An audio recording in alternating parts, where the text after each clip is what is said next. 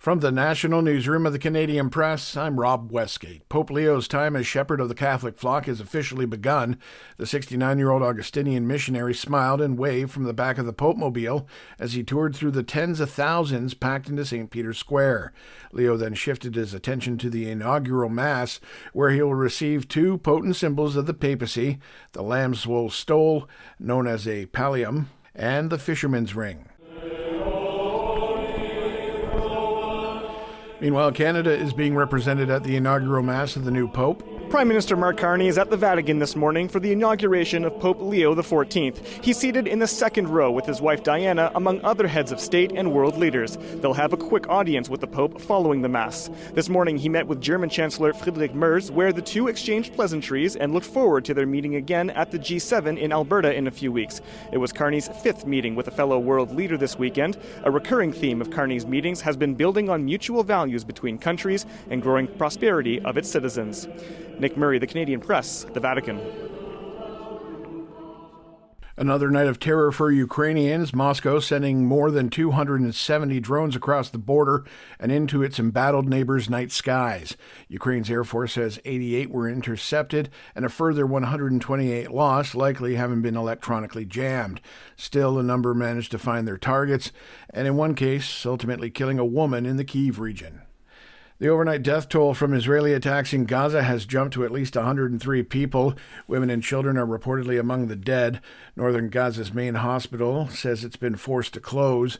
The growing bloodshed comes as Israel launches an escalation, which it says is meant to ramp up pressure on the militant Hamas group to agree to a temporary ceasefire on its terms and release the hostages.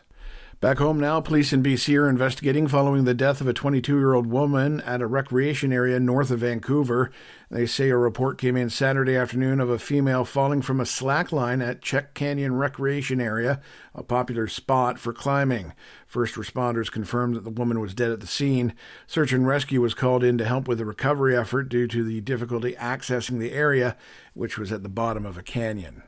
And finally, a Mexican Navy sailing ship on a global goodwill tour struck the Brooklyn Bridge in New York, snapping its three masts and fatally injuring at least two crew members, leaving some sailors dangling from harnesses high in the air, waiting for help. Reporter Anthony Carlo was at the scene on the East River. Officials say there is no structural damage from what they have assessed to the Brooklyn Bridge. It was briefly shut down for a period of time so that officials could make sure of that. It's unclear what caused the ship to veer off course. New York officials say they are in contact with their Mexican counterparts. This is the Canadian Press.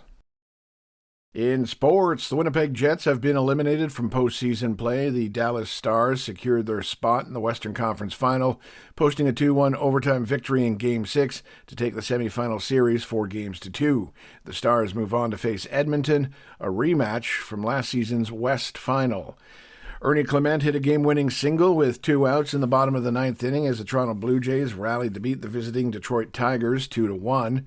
Federico Bernardeschi contributed 2 goals as Toronto FC throttled rival CF Montreal 6-1 in MLS action. Montreal ranks last in the Eastern Conference with 1 win in 14 matches.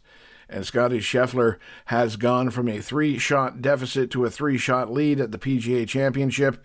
He had a 65-stroke day and is 11 under after 3 rounds.